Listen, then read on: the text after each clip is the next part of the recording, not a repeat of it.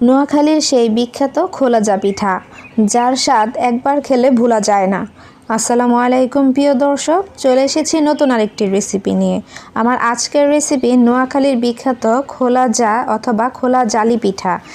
মাত্র কয়েক মিনিটের মধ্যেই বানিয়ে নিতে পারবেন এই খোলাজা পিঠা। তো চলুন দেরি না করে বানিয়ে নেই মাত্র কয়েক মিনিটে এই খোলাজা পিঠা।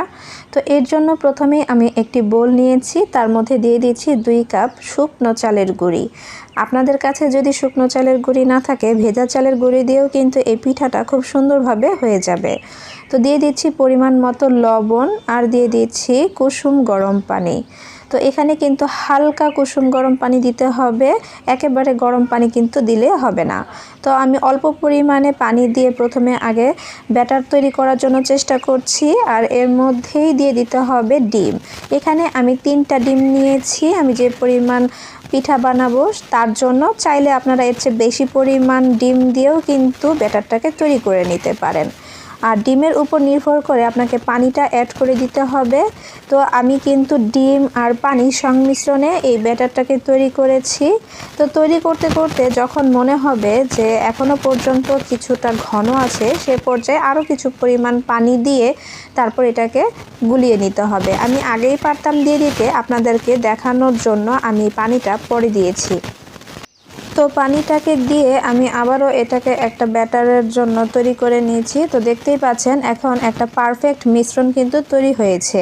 তো আমি দেখিয়ে দিচ্ছি কেমন ঘনত্ব রাখতে হবে। এই পরিমাণ রাখতে হবে, বেশি ঘনও না আবার বেশি পাতলাও না, মিডিয়ামভাবে আপনাকে এই ব্যাটারটাকে তৈরি করে নিতে হবে। আর ডিম কিন্তু মাস্ট দিতেই হবে, ডিম ছাড়া কিন্তু এই পিঠা চলবে না। তো যখন গোলানো হয়ে যাবে সে পর্যায়ে চুলায় একটা প্যান বসিয়ে দিয়ে তার উপরে তেল দিয়ে ব্রাশ করে নিতে হবে। তো আমি টিস্যু পেপার দিয়ে তেলটাকে ব্রাশ করে নিচ্ছি, চাইলে আপনারা ব্রাশ দিয়েও কিন্তু তেলটাকে ব্রাশ করে দিতে পারেন। আর হ্যাঁ, এখানে আমি সয়াবিন তেল দিয়েছি, চাইলে ঘিটাও দিতে পারেন। তো এখানে আমি এখন ব্যাটারটা দিয়ে দেব। ব্যাটারটা দেওয়ার আগে কিন্তু ব্যাটারের মিশ্রণটা আবারও একটু ঘুরিয়ে নিতে হবে, নয়তোবা চালের গুঁড়িটা কিন্তু নিচের দিকে জমে থাকবে। তার জন্য ঘুরিয়ে তারপর এখান থেকে ব্যাটারটাকে নিয়ে পরিমাণ মতো দিয়ে দিতে হবে। আমি 1.5 থেকে 2 চামচ পরিমাণ ব্যাটার দিয়ে তারপরে প্যানের যে হাতল আছে সেটা ধরে ঘুরিয়ে দিয়েছি। যদি কড়াইতে বানান তাহলে কিন্তু 2 সাইডের যে হাতল থাকে সেটা ধরে ঘুরিয়ে নিতে হবে। আর মূলত এই খোলাজা পিঠাটা কিন্তু মাটির খোলায় তৈরি করে। তো যাদের কাছে মাটির খোলা নাই তারা চাইলে আমার মতো এই ননস্টিক প্যান অথবা নর্মাল কড়াইতেও তৈরি করে নিতে পারেন। তো আমি দেখতে দেখতে কিন্তু একটা তৈরি করে নিয়েছি, আর আমি এটা ঢাকনা দিয়ে ঢেকে কিন্তু তৈরি করেছি। দেখতে পাচ্ছেন ঢাকনা ছাড়াও কিন্তু তৈরি করা যাবে।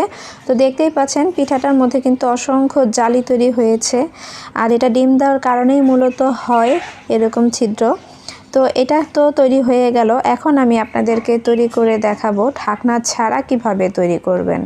তো তার জন্য প্রথমে ওই চুলার মধ্যে যে পরিমাণ আপনি তৈরি করবেন সেই পরিমাণ ব্যাটারটাকে দিয়ে দিতে হবে। তবে যতবারই আপনি এই ব্যাটারটা দিবেন ততবারই এটাকে একটু নাড়াচাড়া করে নেবেন, যাতে তলানিতে চালের গুঁড়িটা আর লেগে না যায় কিংবা জমে না থাকে।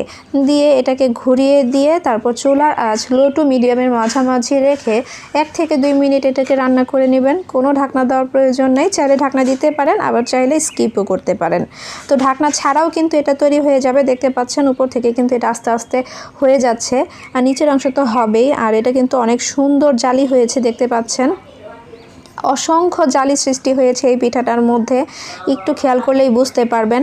আমার কাছে তো দেখে অনেক ভালো লাগছে যে না, আমিও পারফেক্টভাবে তৈরি করতে পারছি। আর এই পিঠাটা আপনারা হাঁসের মাংস, খাসির মাংস অথবা গরুর মাংস কিংবা মুরগির মাংস দিয়েও এই পিঠাটাকে পরিবেশন করতে পারেন। তো আজকের মতো আমার এই রেসিপি এ পর্যন্তই। কেমন লেগেছে কমেন্ট করে জানাতে কিন্তু অবশ্যই ভুলবেন না। আর যদি ভালো লেগে থাকে প্লিজ একটি লাইক দিয়ে ফ্রেন্ডস অ্যান্ড ফ্যামিলিদের সাথে শেয়ার করে দিবেন। আর আমার চ্যানেলে নতুন হলে চ্যানেলটি সাবস্ক্রাইব করে পাশে থাকবেন। আবারও হাজির হয়ে যাব নতুন কোনো রেসিপি নিয়ে। সে পর্যন্ত সবাই ভালো থাকবেন। আল্লাহ হাফেজ, আসসালামু আলাইকুম।